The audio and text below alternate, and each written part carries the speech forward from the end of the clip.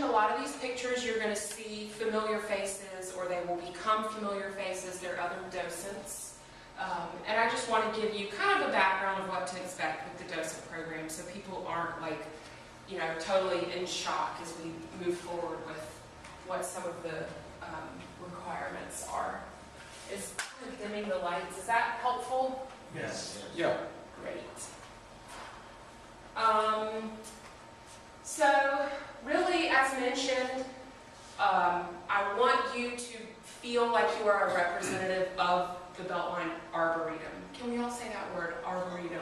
Arboretum. A lot of people don't know that word. You know, I'll say, oh, you really want to take the Arboretum walking tour? And they're like, the what? I just want to learn about the Beltline. So Arboretum is definitely a word that is important to strongly express as you have people introduce themselves on a tour, you know, have them answer the question of what is an arboretum. And we think of it as, I should go back, if we were to zoom in on this shirt that Bill has on, there is a definition right down there at the bottom, which I won't know word for word, but an arboretum is basically a curated space of horticulture collections with a focus on trees. So as you see here, some of our grass signage, that also is a part of our arboretum. But it's really just a focus on horticulture collections, specifically trees, and we like to think of it in three different focuses, three different main key Foci. foci. Thank you. Is that a like mathematical term? Yes. So they're there for beauty. We want them there because they look pretty, a lot prettier than just having concrete everywhere.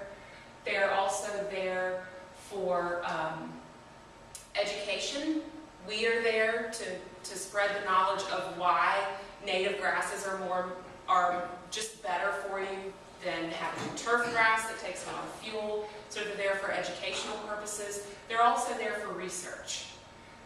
We are, as we move forward in planting a great collection of magnolias, you know, maybe they will be kind of a test site for how magnolias grow in an urban setting. But we really look at an arboretum in those three capacities: aesthetically pleasing, for education, and for research. And so you can ask people, you know, I always like to turn things back on the people taking the tour. What do you think an arboretum is? And we offer a lot of kind of cheat sheets along the way. You'll see different tags hanging off of trees that help to identify those trees. Part of that is also because working with the Beltline, we have to be very open as to what Trees Atlanta is doing, what the Beltline's doing, and basically kind of ask for permission. Can we put a sign up here? Can we put a tag on this tree? So anywhere that we have the opportunity to say this has been planted by Trees Atlanta, we're going to take that opportunity. So even if it's just a little sign or a little tag that says Trees Atlanta and then spotlights that this is a sassafras, we're going to do that. So that's why it's important to talk about Arboretum and why it's also important to throw Trees Atlanta's name in there as well. So other expectations and requirements of training, of being a docent, complete training. As I mentioned, I'm being flexible with how we do that this time around, just to give lots of people the opportunity to participate. So we will have indoor sessions, outdoor sessions. Be in touch with me if you'd like any other resources or have any questions about training. Something that I really want to focus on this time around, since we have so many excellent docents that have already completed training, is to be sure that after we're done with classroom, you know, getting all kinds of knowledge, that you take the time to shadow other docents. They've already been through this, you know, they've worked out the kinks, they know what to say on a tour to answer people's crazy questions. So shadowing it's a lot of fun, and it's also just an excellent way to learn how other docents are packaging the material. This is one of the magnolias that you guys have referenced that looks so great out there on the East Side Trail. Then after you've shadowed docents, I'm going to request that you should try to shadow 3 or 4 different docents. That just gives you a good kind of grasp of how people do things differently. Then we would love for you to lead tours and or projects. Leading tours can be, we like to offer them rain or shine. We like to get people involved, get them touching things, touching as you request. You know, don't just like go up there and break something in half. But and then if you find out throughout this process that maybe leading a tour isn't what you're totally into, let's work together and find a project. You know, that maybe you can be more involved in data collection. We're doing a lot of research with the native grasses. We've taken a lot of measurements of the trees that have been planted out there, and I'd like to do that every 3 to 5 years just to see how the growth is shaping up. So let's be in touch. If leading a tour isn't your thing, let's figure out something else. And then most of all, have fun. You know, this is a great group. We want tours to be fun. They don't have to be like structured school, you know, just have a good time. I think the Beltline is all about like being outside, being active, and just enjoying yourself. So before training, which would have been yesterday, there were a couple of things that I hoped maybe you would take the time to do, but if not, we can do it now or after. So complete pre-training evaluation. That's just so I have a fairly good understanding of how you guys are feeling coming into this. And then we'll take it again at the end, and I hope that your comfort level has skyrocketed.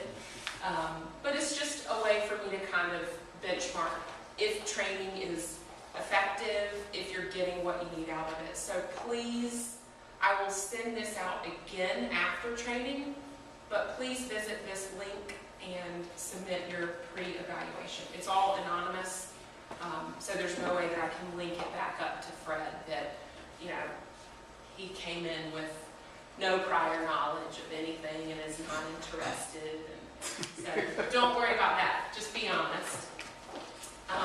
The next thing is becoming a Trees Atlanta member.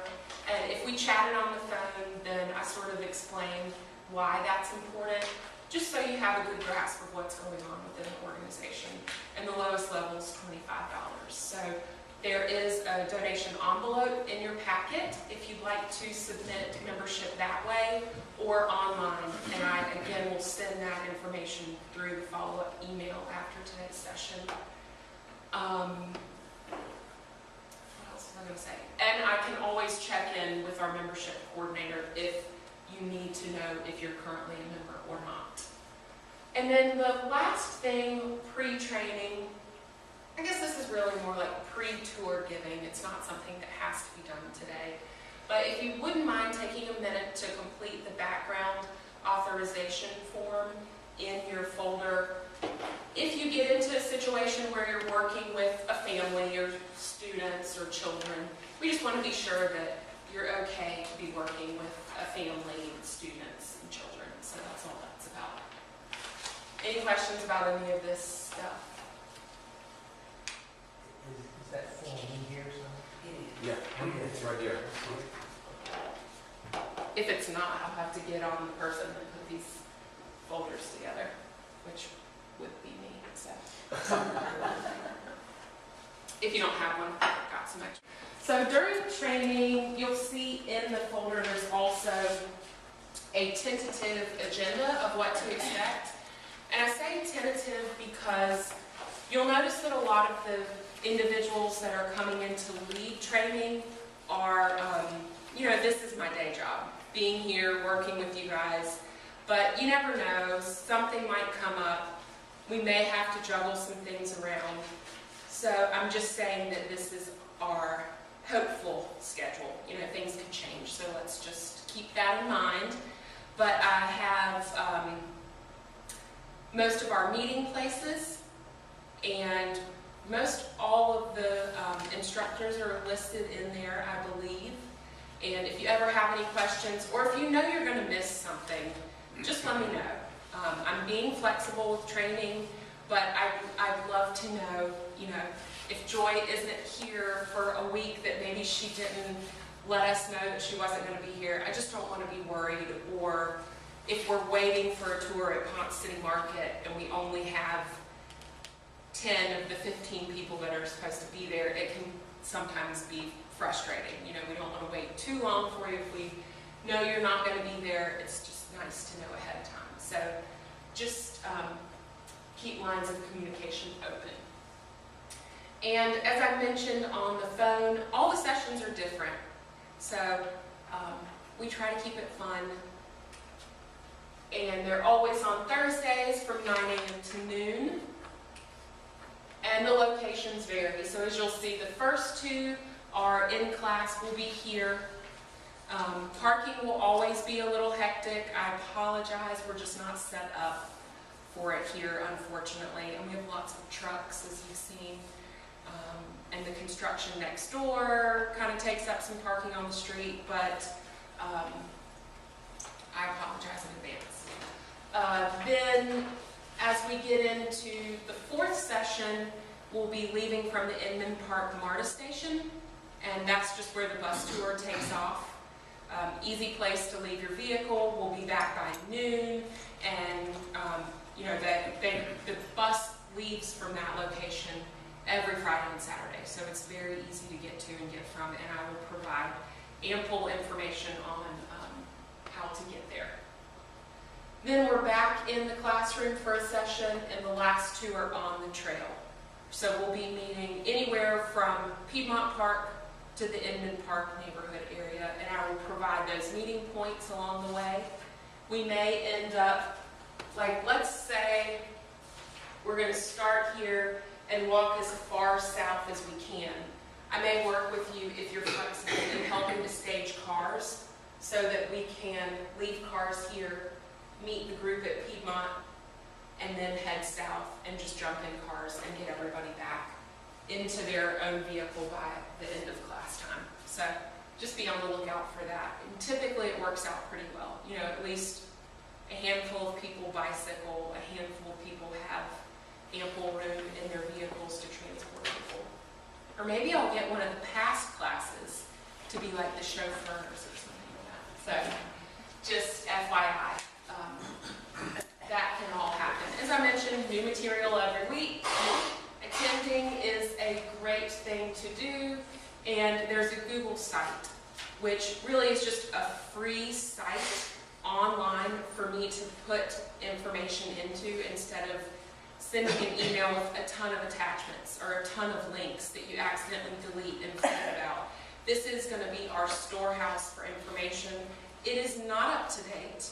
I will be working on that. And so I'll just kind of shuffle some things around and update the presentation from today will be on there. It'll be a way to link to these videos.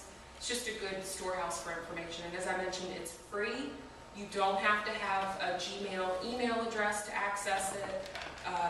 And I'll just give everybody, a week or so to kind of play around with it and look into it further.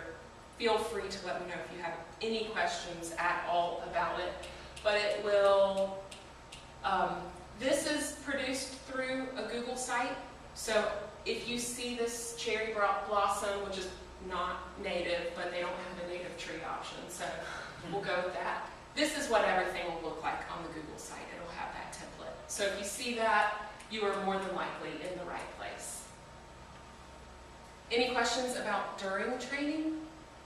I know this is a lot to take in, but just read the email from me. Don't get too bogged down in things. So after training, after these 7 sessions of wonderful, fun content, we'll practice the tour. That will be done through shadowing other docents, as well as when you are feeling ready and feeling confident going with me on a tour. You can bring your sister, you can bring your neighbor, But I just want to be there and walk the tour with you and be sure that you're providing some accurate information and you're hitting all of our like hot button items. And I would love for you to be a part of more of the social side of being a docent. I'm doing my very best to provide at least some type of social get-together once a quarter. So this was when we went to the Botanical Garden earlier in March, and we were able to learn from a couple of their docents. So as much as this is fun to see the garden and the flowers and meet up with your docent friends, it's also a really excellent time to learn from another docent. You know, how are they leading the tour? How are they presenting themselves? How are they talking to the audience? So I should also say, if you ever have any suggestions of where we could go on a tour, there's a group that's going this month to Oakland Cemetery on a tour. If there's anything like that, Atlanta History Center, Piedmont Park is also in my list of options. But this is just a great way to kind of stay active and up to speed with what's going on around the community. And then refreshers. I'll try to offer special things throughout the year that might focus on oaks of the Beltline. Maybe we will meet up to walk and talk about the magnolias that are blooming, certain things like that that will kind of refresh your memory. I also welcome you to attend future docent trainings. You'll see a couple of docents that shadow our classes because they may have missed it last time. Or maybe they just really enjoyed the talk with Ryan Gravel, so they want to come back and do it all over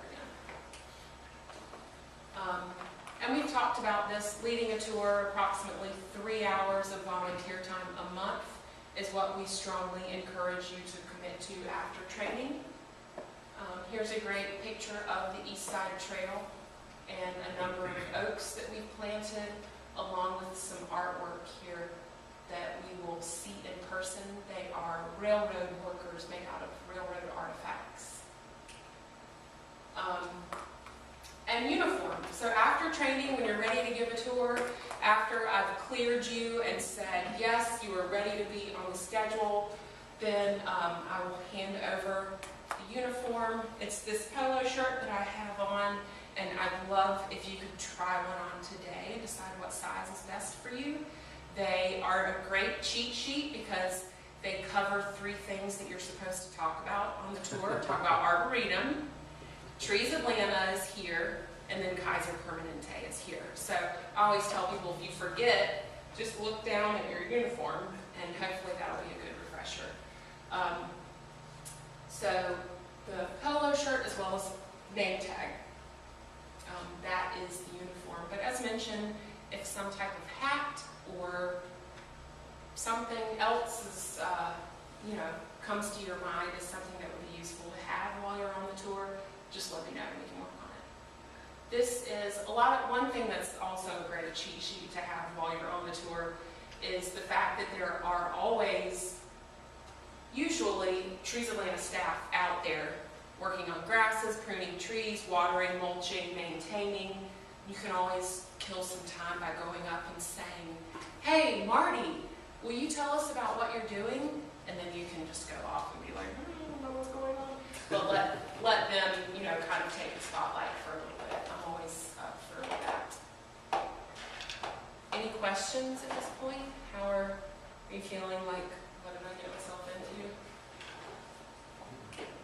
It's good. So just a couple of things to be sure we are doing what we need to do today. Here's one of the granite markers. So in addition to the tag that I showed on the sassafras, we also have these granite markers, which you may have seen around town in different neighborhood arboretum. So this is a great cheat sheet to know what kind of magnolia that is that's blooming. There's no level of expectation for you to know the genus, species, and cultivar of every tree out there, in no way, shape, or form. But if you can say, along this stretch, there are many magnolias planted. That will suffice. And you can always look at one of these, and it's kind of like your little cheat sheet. How common will this be? I haven't seen one before. They are definitely out there, as far as I can remember, all along the East Side Trail. If you have a stretch of, say, these Galaxy, these are just behind Urban Body Fitness. So you've got Urban Body Fitness and Whole Foods right near the Spiller Magnolias. And there's a stretch of probably a dozen. So there will be one red marker instead of all the way down. Just You like, there's just one for I that. reached over and looked at the tag. There you go. Yeah, so these are out there as kind of a cheat sheet as well.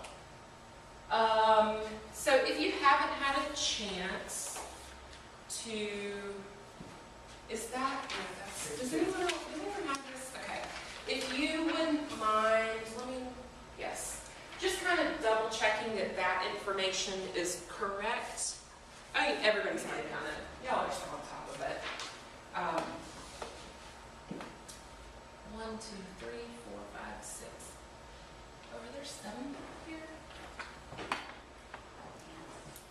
Did I miscount? 1, 2, oh, there's Reggie. Okay. We're kind of wrapping up and we'll... You're taking a little break? Yes, we'll take a little break. Is it? Okay. Great, so we did that. If you don't mind, while we take a little break, just have a look at the shirts. I just want to be sure you get a size that's comfortable for you.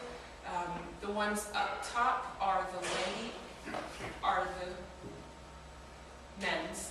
The ones at the bottom are ladies. They just have a little bit different fit. So I don't care if you're a lady and you would like the men's shirt. Doesn't matter to me. But just be sure after you have determined your size that you in some way let me know. I've got it on this sheet. Hand back your background check form if you're ready to do that today. Oh, this is a great tree. This is called a fringe tree. You will not miss those as they are blooming out there. That's one you'll definitely... Yeah, I've seen that one. That one's at Inman Park, right? Mhm. Right when you come in. Right near the rhino. Yeah. It basically turns into like a big white puffball. And then, yes, background check. Here are a couple. Yvonne, I think, is who Tim toured with, maybe. Do you remember Yvonne? No, it was, I thought were you leaving? You guys had yours ready. You want to pass it back? I think I was just there to take pictures, I think. But here's Yvonne. She's from the first class, and Rich is also from the first class of docents. They're master gardeners, so they came in with a pretty good knowledge of what's going on in the horticulture out there. Yvonne is very busy in her family life, but I always really appreciate when she jumps on a tour every so often. She's great to just have out there. She volunteered to be a part of a video that we did for Channel 26 or something. So if you are interested in being on TV or being a photographer or in photos, we can make that happen. And Rich is a huge baseball buff. So he's got this entire spiel that he gives at the end of the tour over about the stadium, and it's a lot of information. It's really cool, but it's all just like, wow, that's a lot about baseball, and I'm not so into baseball. But if you are, definitely shadow Rich. He's got a lot of great information. Well, how will we know? I would like to do that just because that's part of my swim tour. And also the rail one, I'd like to know more about the rails. How would I know which one's a shadow? Just ask me. Yeah. And when they're going to do it? I'll just kind of give you a preview about my very antiquated signing up for tours system.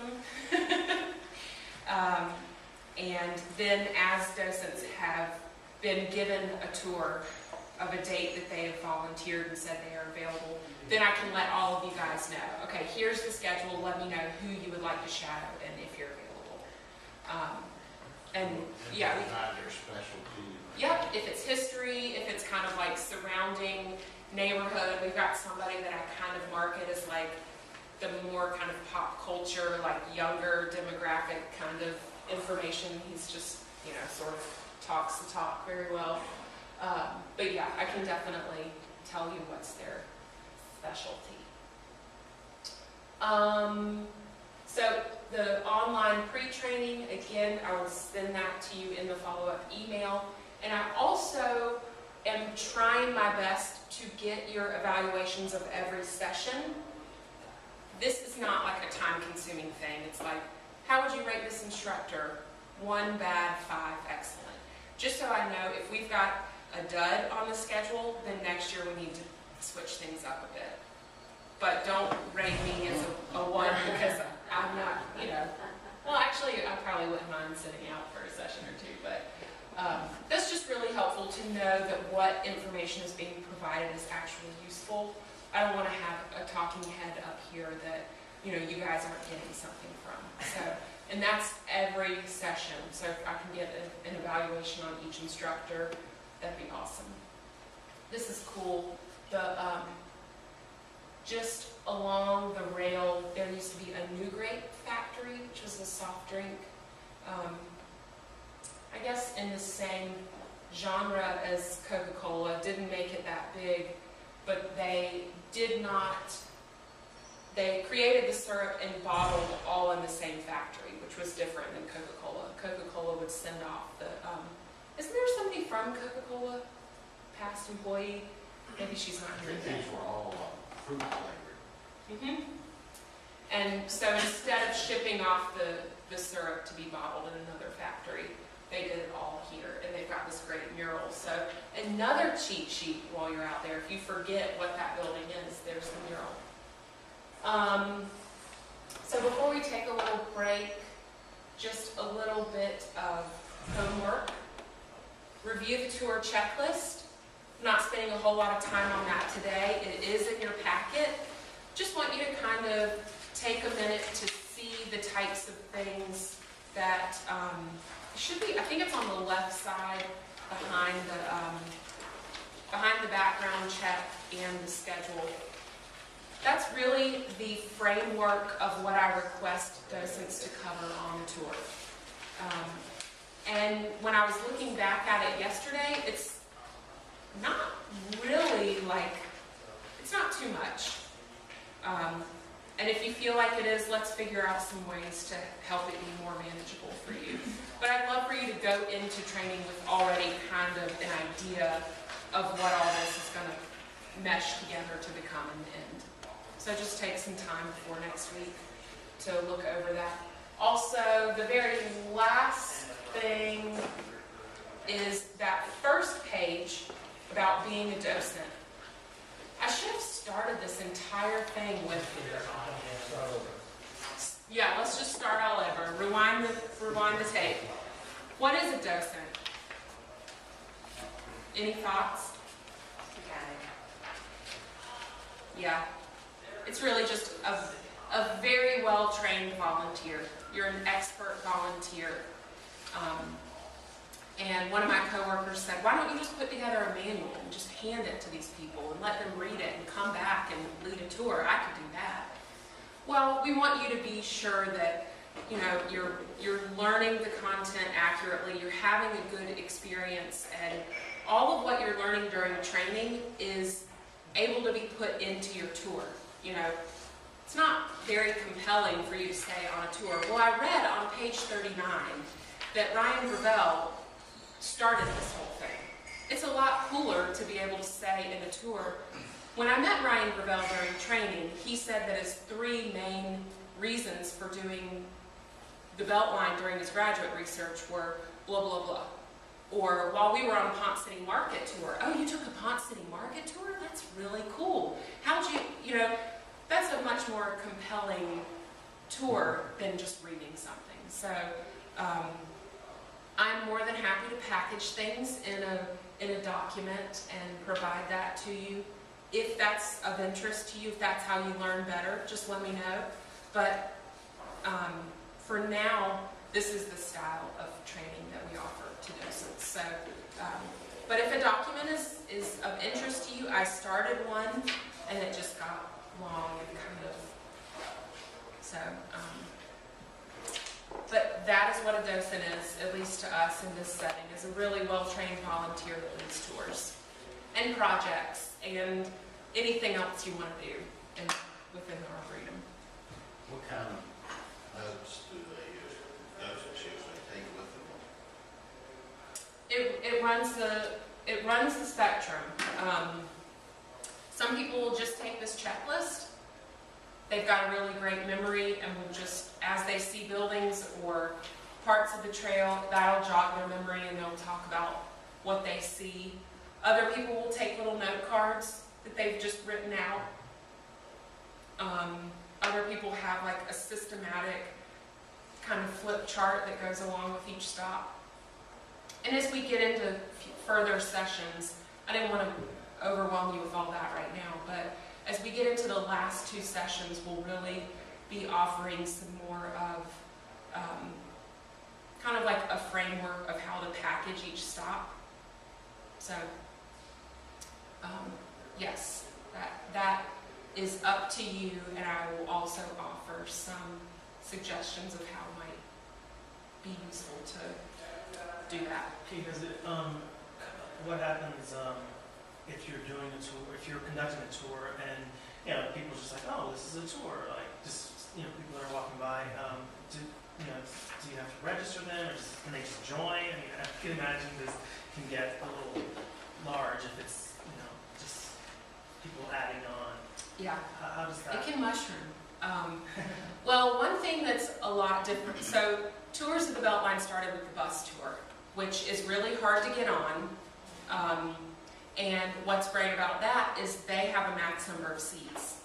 You know, we don't have a max number of seats on the tour. It could be 150 people, but I kind of leave that up to the docent. So not only are you leading tours, but you're also like, you know, master and commander. If you want to have a tour of 35 people because people keep showing up, that's fine by me if you feel confident with that.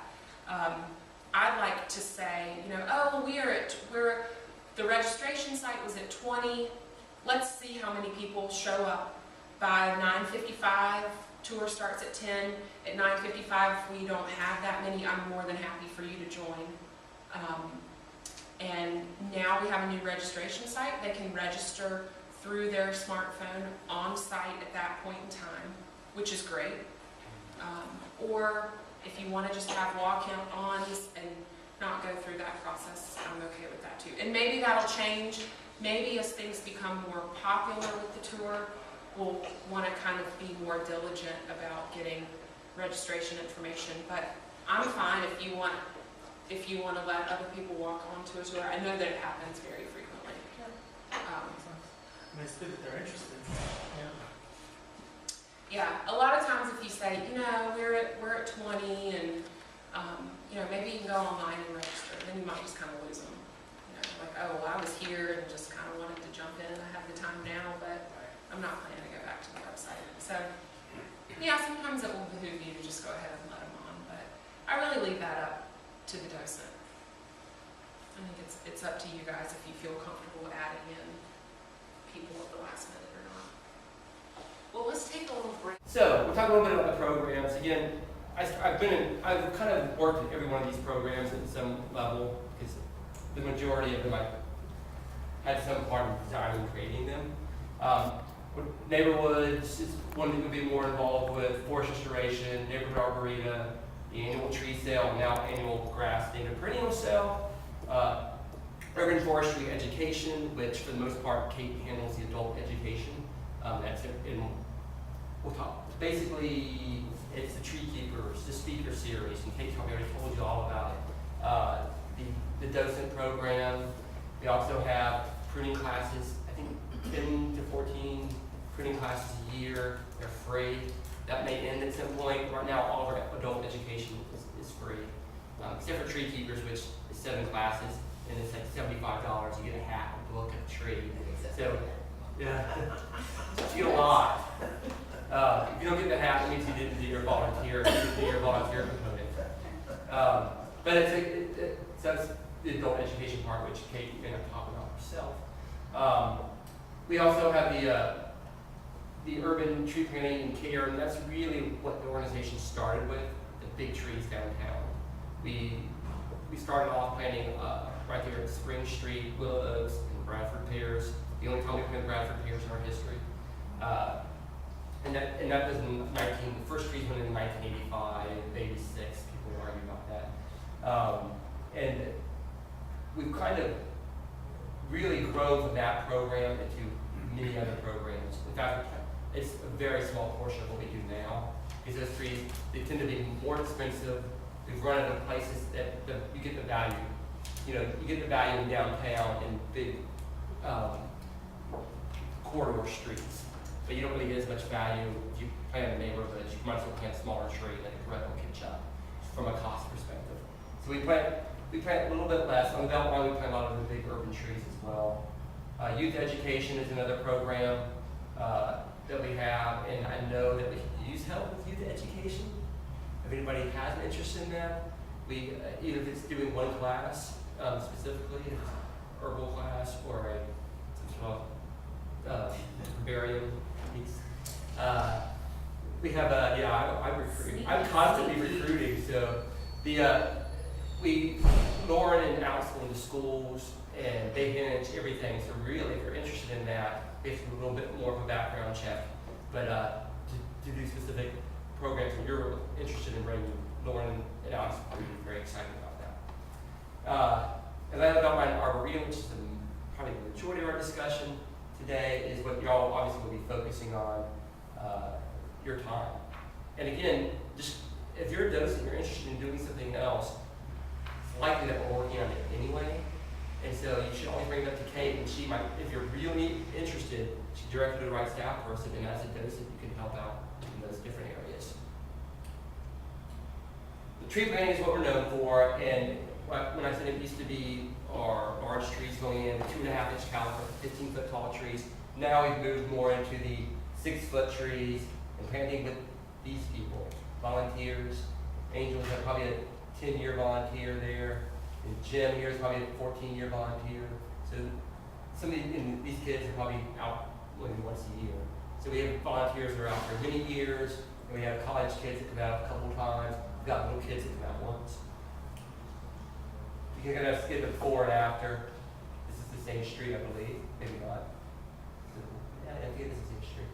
And trees, second year of growth. Oaks grew pretty fast. My street was planted last fall. Yeah. And now the blossoms coming out, and I'd never seen them planting the daffodils before. And they've come up. Where do you live? Bonaventure. Bonaventure, oh, you live near me. And then we all have Potsy Islands or Blue Ridge. Yeah, we did that this year. That was in October. Yeah. It's a good project. Like 80 trees in one day. So part of what we do in neighborhoods, we try to do 300 trees a weekend, and some projects will be 30 trees, some of them will be 100 trees. We had one project this year that was 300 trees. So you can imagine, we like to have a volunteer per tree. So if we have 50 trees going in, we try to get 50 volunteers.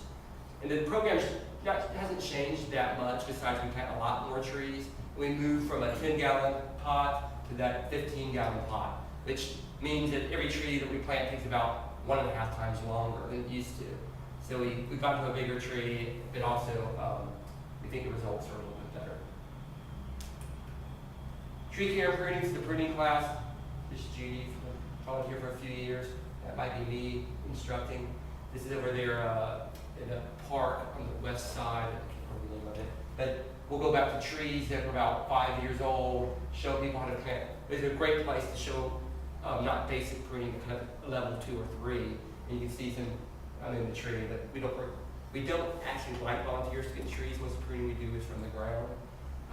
We offer 3 classes, and we would like people to come back and prune with us, because we prune every weekend from March, actually April to September. So April to September we prune. We love it if people come back and help. That's why we teach the classes. And it is, pruning to me is more fun than planting. Although planting, I like the results from pruning. The actual pruning is just a fun thing to do. It's art and science and stuff. I like both of those things. And the youth education program are pretty much described already. I'm sorry, these are all education programs. Tree keepers is at 7 classes. We have a tree keeper. Pruning 101, 102. There's actually a 103 that focuses on American elm and I think redbud. They both have a base shape structure, and they're very difficult to prune. So that's 103. In the first class, it's just kind of a lot of discussion, a little bit of hands-on. In the second class, a lot of hands-on. Planting demonstrations, which planting demonstrations, which we do every time we plant a tree. We start off with a planting demonstration. We always say, there's planting a tree, and there's planting a tree the right way. The tree's the right way. So whatever you've learned, if it doesn't follow what we're doing, we would say you should change the way you plant.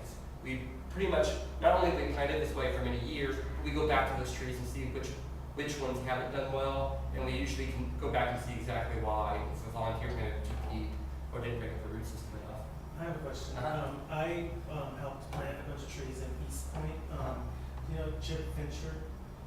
Not that Anyway, we planted like Did you plant trees in Atlanta? 100. Yeah, it was like 2 trees in Atlanta. And now I'm noticing, this was like in September, I think we planted in September, October. And I notice now that some of them are not straight, and it drives me nuts. Susan will go back out and stake. Well, when we water the trees every 7 to 10 days in our neighborhoods program, we used to do that with volunteers, and now volunteers supplement it, and we have our staff do it because they don't need enough water in our 5 years of drought. So now we water all of our trees, and we'll stake when they do that. Yeah. So they'll be taken care of. Thank you, though. I'll make sure I tell Peter I will tell Susan about that. You said that was East Point? It's East Point. It's actually on East Point Street. But I can talk to Chip about it too, because that's like I just went there. I'm like, oh, these trees are crooked. They'll definitely get staked. Yeah. We don't like to stake every tree. It takes time and money until we stake the ones that start moving around too much. Tree walks, a lot of fun. I think the people who did those tree walks are brilliant and good looking. Eli? Yeah. There's a lot of these staff, and we have experts, and they are really smart. So they really know their stuff. Some of them are entertaining, and some of them are just good looking. Sorry, you want to move that button? Say the little button.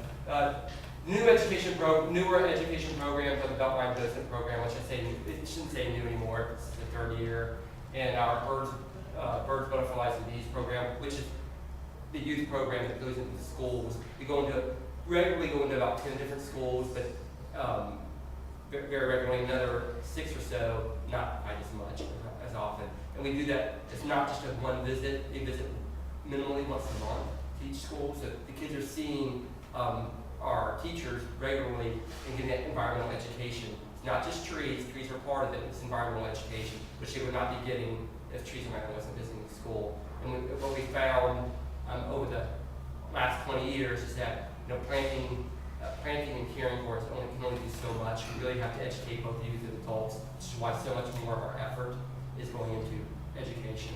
It's not enough people. We could have another 5 education groups, not just Trees Atlanta, and we still wouldn't be educating the public enough about how important our ecosystem, trees, and ecology is. So that's why education has been such a growth area for us. And the Beltline Arboretum started in 2006. This is a rendering of the original concept. And in the beginning of the Beltline, Trees Atlanta was talking about doing an arboretum for many years, and it wasn't part of the Beltline. Added it to the actual, basically the layer of the cake. Obviously, we've got many layers of that cake. The arboretum was the last layer. It's the icing that brought it all, connected it all together. So we really like the idea that the arboretum can be brought into the neighborhoods, into the new developments, and also the Beltline and the parks. Really, by just having a diversity of trees and having educational opportunities and some labeling and signage, and therefore you're really bringing it all together. The section that just got built was this section between Piedmont Park and Irwin Street, and it's going to be brought down to DeKalb Avenue within the next year. And also this section here will be built hopefully within the next year. They're already a year behind, which would make a total of 2 years behind. But this should be built in the next year. And of course, the west side is supposed to start construction within the next 4 or so months. That's the area between Washington Park, which may not be on there, it is on there. Washington Park, which is about right here, all the way down to Adair Park 1 and 2, or Metropolitan Avenue. That's a big section. It's a 2.5 mile section or 3 mile section. So that's the next section to really be built. And then the section that they're will be next will be the connectings to, which will be great because people can get from here all the way over here. And for those that have been watching them in the park area and all the development going on, you can see how much more traffic is going on. It's going to be real important to be able to walk or take a transit or bike from here to here because it's going to be where we don't want to get in our cars. I bike every day to work, and on the way home, it's actually faster to bike home than it is to drive. Of course, I was talking about What's the status of the quarry? the quarry I've heard is more like a 5 to 7 year range when they start construction.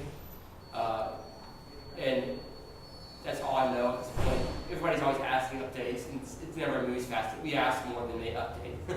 So I've heard 5 to 7 years to start some construction. Can you go back to the previous slide? I think in terms of like what's coming up, quarry, connection, Megan from Atlanta Beltline Inc. next week will do a great job kind of filling in some of those gaps. Can you talk about what the different colors, like focusing on the arboretum, because in your packet on the left-hand side, you have a pamphlet that represents each one of those colors. So if you could just talk about those kind of early stages of the Sure. arboretum. So the original concept plan divided it, and I don't talk about it much anymore, so I've maybe forgotten the number, 14 different collections, and they each had a different name and a different theme. Now, when they took this to a master plan, they simplified it to 5 major areas and changed the names. But our original concept plan had, which we kind of still go by when we're pushing planting, had different collections of trees. Like in the New South, which is Martin Luther King District area, Jimmy Carter Center, focused on plants that were cultivated in the 1950s, where they were doing a lot of plant cultivation. So a lot of those plants were being experimented on, dogwoods, azaleas, that kind of stuff. Also white flowering, because you've got MLK and Jimmy Carter there, white flower, some colored peace was also a theme of that particular area. And there's, and you have an area such as the quarry, which is going to be more like rock outcrop plants. Stone mountains are rock, the giant piece of rock outcropping. So there'll be, you really focus on getting rock outcrop plants on the quarry side. Waterworks had a great idea of just trees that looked like, with weeping or contorted structures. So they look like fountains or whatever, waterfalls. So that was the theme for that section. And each one of these had another theme. Of course, we did not want it simplified, but in the master plan they simplified it. I'd like to go back to this if we could, but we'll see. But when we add plantings, we try to go back to the original collections. So each of these have a specific tree they might focus on. We try to make sure that focus tree is at least in each of the sections. Like this, I believe the southern magnolia and dogwood. We see a lot of southern magnolia and dogwood in this area. Ginkgo is over here in Warehouse Row, I think, as well as either bald cypress or Don redwood. There's a collection of ginkgo and Don redwood in those areas. So, The northernmost blue area, what's their tree? the confluence, so that's a lot of, it's kind of the bottomlands and wetland. The Piedmont bottomlands and wetland, because there's a lot of lower areas in that area. So that's a focus on those species that you can use for restoration in wetland areas. That would naturally be found. There's just a lot of diversity in wetland areas. So that's what that area, it's called the confluence. Here it creates a slightly different concept. That's why they're like, this concept's very similar to this concept, so we should put them together. I think a good point, and you probably reinforce this later, but it is one of the hot button items on your checklist, is that this whole concept was kind of reinforced by Trees Atlanta because it will help increase diversity of trees. Could you speak to that a little bit? Like just how Sure. Trees Atlanta is incorporating more diversity? So an arboretum is a botanical garden focused on trees, shrubs, varieties, grown for research, education, and display, and basically a tree museum. And as Kate's saying, a tree museum means you have a lot of different things that you're educating people about, and it's a collection for that. So the idea behind the whole, I guess, the overall concept was we wanted to see the Beltline not be just red maple and daylily. That's what could likely have happened. Bermuda, red maple, and daylily. We're still fighting the Bermuda, we're having some challenges there, but the idea of the Arboretum is to really add that botanical diversity and to educate people about the beauty and the botanical diversity that we have, not only in the Southeast, but also in a national and even world scale of what we could be losing when we don't protect certain areas and wild areas. So it's all about collections, and I think I do get into how collections work further on. It's a living connection to the Beltline, and it's a collection of trees designed and planted for the aesthetic, research, and educational purposes. That is basically the definition of an arboretum as well. But it is not just trees, it's woody plants. Whereas a botanical garden would focus on any kind of plant. It could be a tropical, or it could be grasses, or just a perennial garden. Whereas arboretums specifically are focusing on woody plants, which are trees and shrubs, meaning it doesn't die out of the ground during winter. Perennials would die down on the ground in winter, and annuals die completely. So it's got something with wood. We want to integrate educational programming through schools, the docent program, general public, and it will be the longest arboretum in the world. 22-mile arboretum. If you get the connecting trails, it would be even bigger, which is our bragging point. We have the airport. Who cares about that? We have the largest linear arboretum in the world. It is a living museum. You want to create things that create a sense of awe. We actually had a nice little outlay, and they made Georgia Department move half of it. But really getting that sense of how important trees are by creating things like this. Where is that? This is Louisiana. I thought it looked One of the oak plantation, I think. I don't know which one it is. I can't remember, but it's beautiful. Yeah. And we could, it's in the park. But we get into, as we're talking about diversity, it really is all about diversity. And you can see through just 7 plants, all the diversity you get. You get winter interest from a peeling bark of the river birch, the mussels of musselwood, and the beautiful gray smooth bark of of beech, sorry. You get the summer fruiting body, which is kind of like, what is this called? This body. It's on Australia, and it's a beautiful lantern. So you get I that just call interest. them earrings. Earrings. It has some sort of an official name from a botanical standpoint, or maybe taxonomy. Native azaleas, and native azaleas are our local azalea. You're used to seeing the ones from India and Asia that are evergreen and intense color. Our native ones are beautifully more subtle. And actually, we have some of these blooming on the Freedom Park spur. So we have, you have native azaleas, which you have about maybe 12, 15 species, and you've got another probably 50 or 60 cultivars of native azaleas that are very available. So you can imagine what the collections of azaleas alone could be like. And of course, you've got leaf shade, which is just some weird European beech. And lastly, just that spring flower from the trees, this is our yellow magnolias. Anybody go on the East Side Trail in the last 3 weeks? Y'all missed. We have a magnolia collection, an Asian magnolia collection, and we had about 12 different magnolias blooming all at one time because the cold stopped all of a sudden and everything opened up. And it was beautiful. We had people stopping and taking pictures constantly. We had a lot of yellow magnolias. So you get your diversity is both a visual diversity, but sometimes it's just a slightly genetic diversity. You've got a genotype, big word here, genotype, where we might have white oaks that grow in, let's say, Chicago area, Illinois, but they also grow in Florida or coastal Georgia. So you have white oaks that have, that is going to be more heat tolerant, whereas the ones that further north are going to be more cold tolerant. It's different genotype, but it's the same species. So you basically, sometimes diversity you don't see. It's just diversity in genetics. And diversity in genetics is really important because if you get a disease that comes through, one of the trees might have a stronger genetic and survive the disease, whereas the majority may not make it. So genetics diversity is a big important thing to have in an arboretum if you're protecting the species. How do you plan Like I said, for pestilence that attack certain kind of trees and basically kill all the elms, for instance, or the chestnuts or whatever? you plant diversity one thing so that you don't have any, what the general rule for urban design and tree planting is like 20% of any one genus is your street trees. You don't want to have more than 20% oak. And then you don't want to have more than 5% white oak. So that's a minimum in an urban area.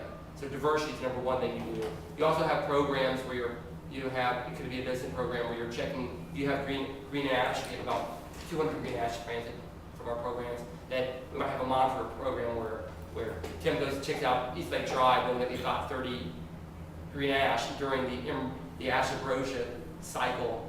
You go check them all out and make sure that if it's an infestation, you can stop it. So you have programs like that. But also, you try to plant the toughest trees and avoid susceptible trees. And globalism is probably the biggest problem for bringing pests in. We travel disease and pests in so quickly from everything from lumber to people that there's only so much we can do besides make as many collections throughout different places as possible. Of course, there's also a demonstration or sculptural part of an arboretum that's important. These are all botanical gardens in arboretum. This is on the west side. We actually built this sculpture with David Landis. It's over there in the west end near Rose Circle Park on the belt line, the first section of the belt line. But sculpture is a piece that's important because not everybody's going to be connected to distinct plants, but connecting people to ecology and environment through beautiful sculpture, that might get another group of people that bring them into the interest. Because none of y'all have that plant background, but you're being brought into this from a different interest, and art's just another way to do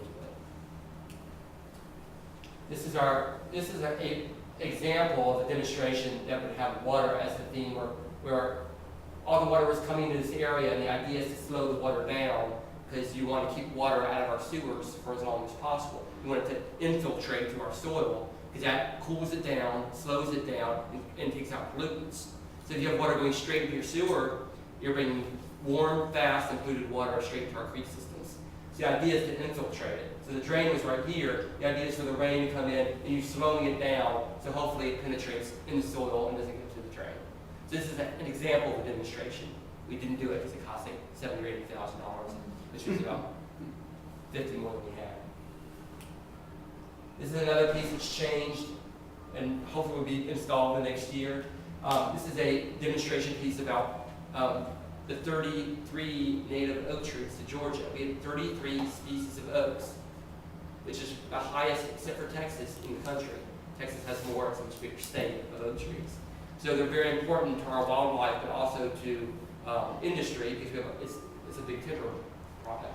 So oaks are super important to Georgia. It's actually, oaks are our national tree as well. So we're going to do the 33 acorns that represent those trees. It's changed to 33 leaves. And it hopefully will start getting built in the next month. But it's a year or so behind. So much of the belt line is. Well, I think just to jump in there, the two things that Greg mentions, this native oaks of Georgia, it's the state tree. Is it the national tree? It's a national tree, it's not a state tree. Live oak is What's the our state tree? Live oak. Live oak. Live oak. Okay. And it's our national tree. It's also, I mean, it's just as, it's probably one of the most, it is the most important tree to birds from a food standpoint, because it's not the acorns, but it's all the worms and the caterpillars that live off oak trees.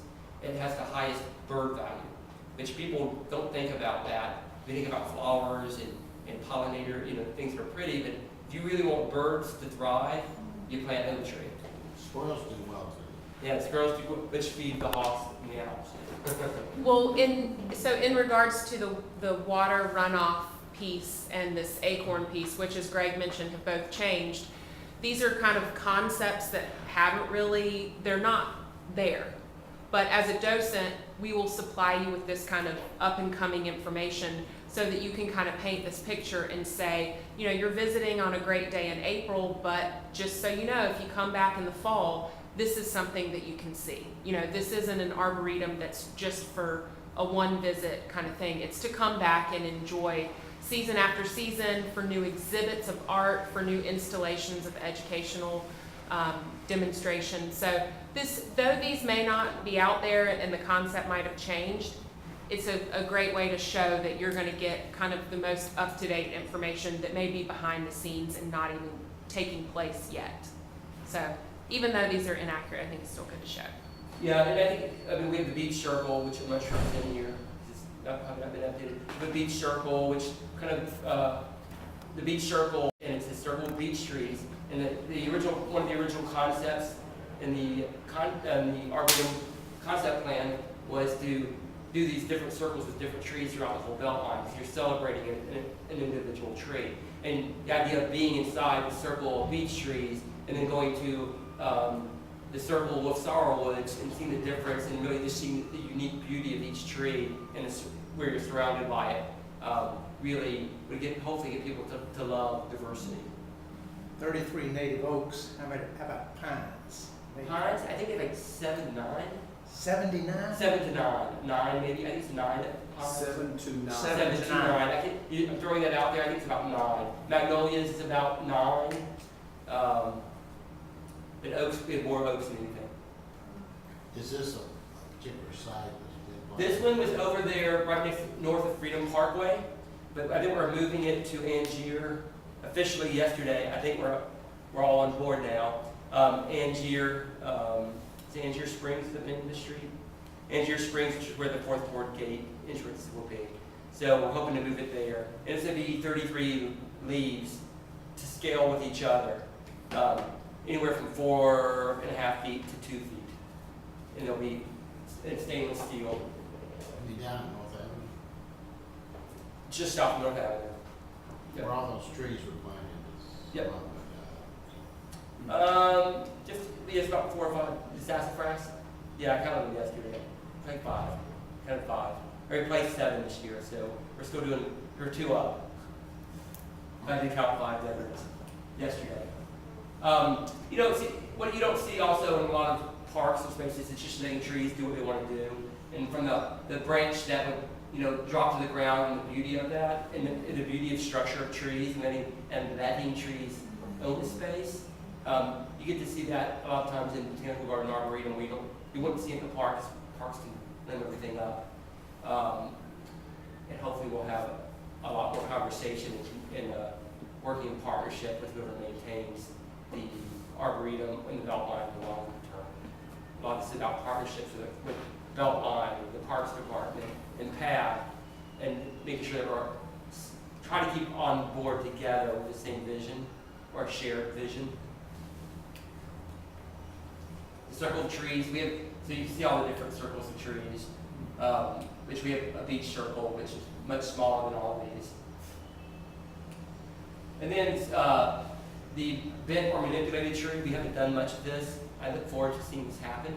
But the idea of the bent tree was for the Native Americans to use it to show the direction of an important path, a trail. And we're going to create one of these one day. I don't know if we're going to have to do it ourselves. It hasn't happened yet. But basically, it would bend the tree down, and then it would put a rock on it right here, and then it would go straight back up.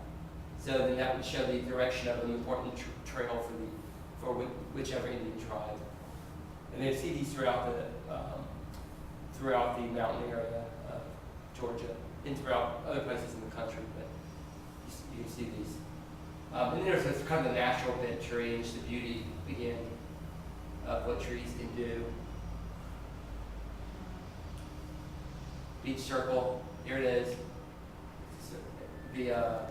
Right now we just did another piece of this. It's got a little granite path going all the way around. This is over there at Freedom Parkway where it hits the belt. If y'all walk the Freedom Parkway area where it hits the belt line, has everybody walked the belt line yet? Who hasn't walked it yet? Anybody know?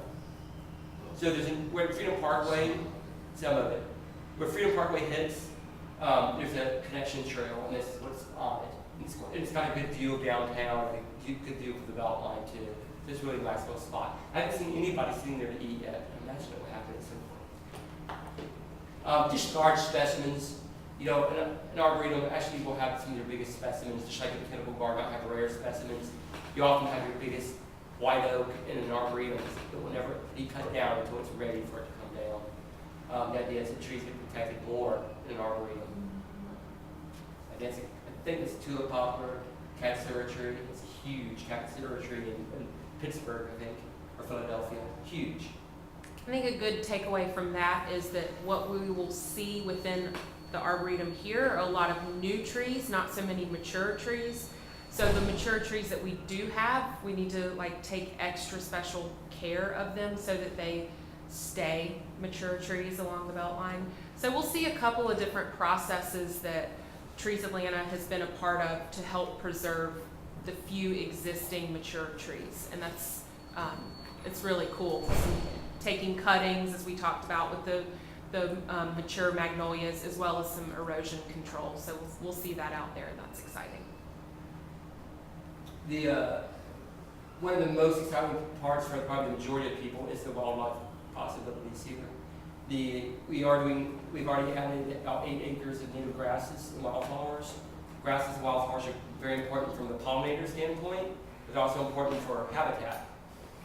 Bluebirds need open areas, and bluebirds, I mean, in the 70s and 80s, you rarely saw them in the Piedmont at all, and now probably getting rid of the might have been part of it as well, but having more open areas, starting to protect and understand that you need grassy places for bluebirds so they eat a lot of bugs is very important. Also, you've got this is butterfly weed with a monarch butterfly that is basically it's a host plant for the monarch. Of course, the bluebird, and of course, cardinal flower, important for the hummingbird. It's a red flower, it's very good for hummingbirds. So you start getting into all these different plants that are specific to certain birds. And you imagine if you have a connected 22 miles of grasses and trees, you're creating a connected habitat, which would be much better for wildlife. And also, you're also showing how very urban areas can still have wildlife components to them. Because I think people have for too long separated the urban area and the wild area. If population continues to grow the way it is, we're going to have be able to let wild move into urban areas.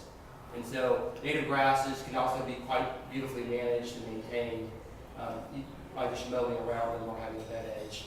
So it can work. I've been very happy with the wildflower meadow, but this is probably one of the things at some point our docents are probably going to have to help out with. And if we ever have an area where they start wanting to get rid of the meadow and turn it to Bermuda grass, I'm hoping the docents.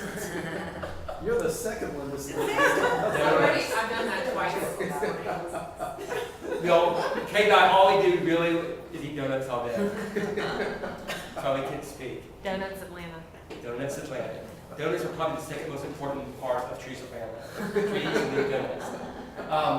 But y'all, the docents have an opportunity to be spokespeople both to the Beltline, whoever other areas, but also to people about how important the meadow grasses and wildflowers are. Because if we educate every single, you had how many people on the tours so far, Kate? More than 1,200. 1,200 people. The 1,200 people got how important the grasses and wildflowers are, and it got to the point where they were going to get rid of it. That'd be 1,200 people who probably are going to speak out, which 1,200 people are going to speak out in a written form ever. But if you get them passionate enough about it, and get them to write in, it can help protect that habitat.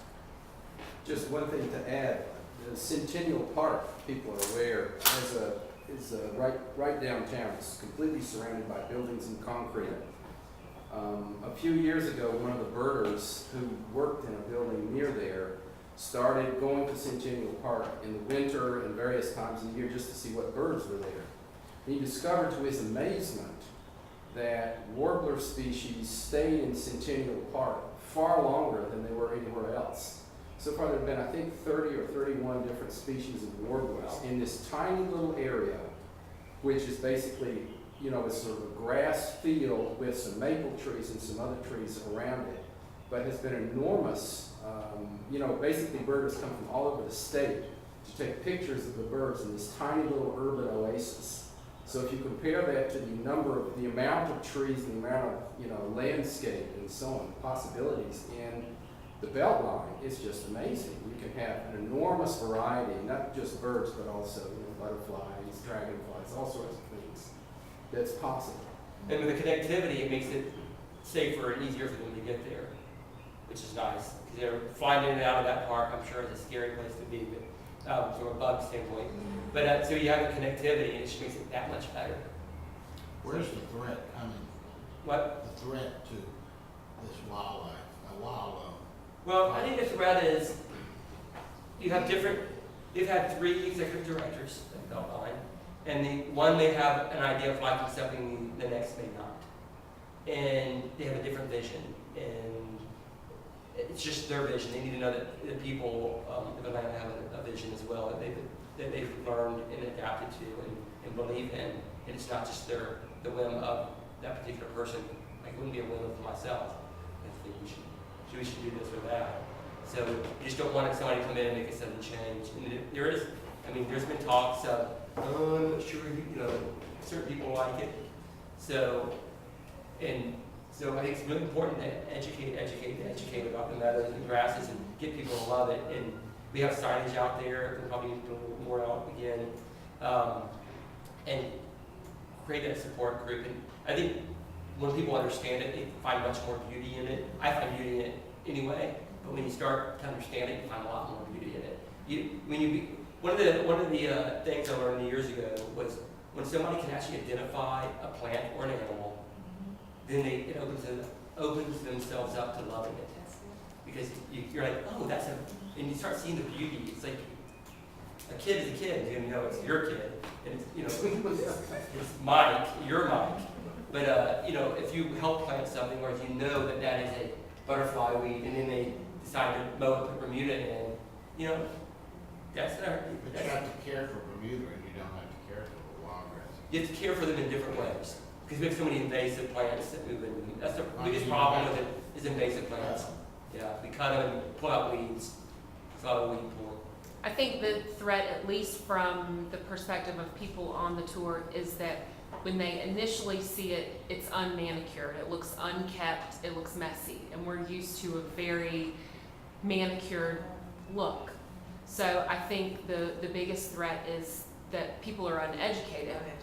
So that was a big push when we started the tours, officially launched them last April. A big thing was driving that native grass, prairie, meadow, whatever you want to call it, driving the importance. And as we get into the session on grasses with Brian, and when we're out there on the trail, I'll provide more information too. But I think a lot of it is the threat of not being educated about the benefits of trees and grasses. So that's why we need you guys.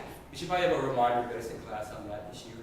Just so it's much more growing out. We probably should invite the director of the Beltline to come to that. And make sure he's there. The Arboretum, those opportunities we talked about doing the tours, but you also have tree planting. We have planted a lot of trees on the Beltline. Invasive plant removal, which everyone loves, pulling weeds. We actually had weeds and wine, where you go pull weeds and you get a free drink afterwards. That was like an evening, afternoon. I'm gonna go volunteer and have a few drinks. We have a sheep program that we needed help with in different ways, either taking care of the sheep, or we had a sheep day where we have visitors come and the docents would explain what's going on. And of course, plant care, whether that's treating trees or pruning trees on the Beltline, maybe helping water, maybe leading a group of volunteers even, is that we wouldn't expect docents to lead projects they don't want to. And certainly if it's not on the Beltline. But if it's a Beltline project and a docent feels comfortable with helping lead a project, we'd be happy to have the docents help with that. Because it's fun to have actually not just do tours, but actually help change it as well. So we're open to all of those ideas, and anything you're interested in, you should let Kate know. Of course, tours, project leaders, native grass plantings. We are going to be doing an acre of native grass plantings if you wanted to help lead or just help plant. We'll be doing that in the next month or so. And then the Beltline school program, which I've talked about already. Those that want to visit schools. Our partners, Kaiser obviously has funded this program for 4 years now, and super important to the organization, and have been fantastic. These are people, groups you would mention maybe on the tour. City of Atlanta, the tree commissions help fund some of the tree planting. Beltline Inc. and Beltline Partnership, as well as Park Pride. And Beltline Inc. is the group that actually builds and constructs the Beltline. Okay? Partnership is the one that raises money. So Partnership's a nonprofit, and Inc. is really kind of an adjunct part of the city. They don't like to say they're part of the city, but they really are part of the city. So Inc. builds, Partnership raises money. Now, Park Pride has an adoption program, and it's not as supported as it should be. So we end up having, our docents end up helping in different ways, sometimes with volunteer groups and the adopter groups. We hope this program gets stronger with Park Pride. What parks are under Park Pride? They help multiple parks. They are the official adopter part of the Beltline. So we're not when volunteer groups go out with Beltline, really they're supposed to go through Park Pride, but more often they're with us, which is frustrating sometimes. But they help manage a lot of different parks throughout the city. So to give you perspective, Megan next week is from Beltline Inc. She's a landscape designer, architect. Beltline Partnership, when we go on the bus tour, those docents are managed through Beltline Partnership. Park Pride with the adopter groups, I think that they are groups that come together and say, we want to adopt this 1 mile, half-mile segment of the trail, and they coordinate trash pickups. Those are the types of volunteer projects that they do. Typically, is a trash cleanup. So they're not like Piedmont Park Conservatory?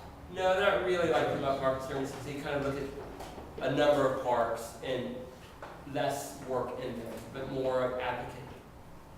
Do a little bit more advocate, some volunteering in the parks. Peachtree Hills Community Center Park is a big Park Pride Yeah. client, you could say. They try to help as many of the parks as possible. They offer a lot of grants and funding for different parks and playgrounds and things like They're that. re-grant, they do a lot of, it's called re-granting. You apply for money to do a project in your park, and they get money, and they re-grant it to different parks. How about Old Fourth Ward Park? That has its own conservancy. That's what? Has its own conservancy. Does it really? Yeah. Piedmont Park, Grant Park, Freedom Park, and Fourth Ward Park, Chastain, all have their own conservancy. 3 of those have paid staff, or maybe 4 of them. I'm not sure if Fourth Ward does or not. Freedom Park does not. And Historic Fourth Ward Park just got a great, large sum of money from Park Pride to do another phase of some portion of the They're park. in a shade structure. A shade structure, yeah.